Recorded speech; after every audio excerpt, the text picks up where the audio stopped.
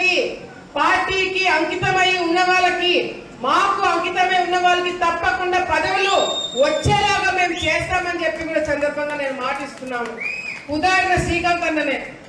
శ్రీకాంత్ అన్న పార్టీకి కానీ కుటుంబానికి కానీ చాలా వరకు ఫస్ట్ నుంచి అండగా ఉన్నాడు. నేను లోకేష్ దగ్గరికి శ్రీకాంత్ అన్నని తీసుకుపోయి ఫస్ట్ నుంచి అన్న చేసినవన్నీ కూడా ఒక ప్రొఫైల్ తీసుకుపోయి లోకేష్ అన్నకి ఇచ్చినాం, చంద్రబాబు నాయుడు గారికి ఇచ్చినాం.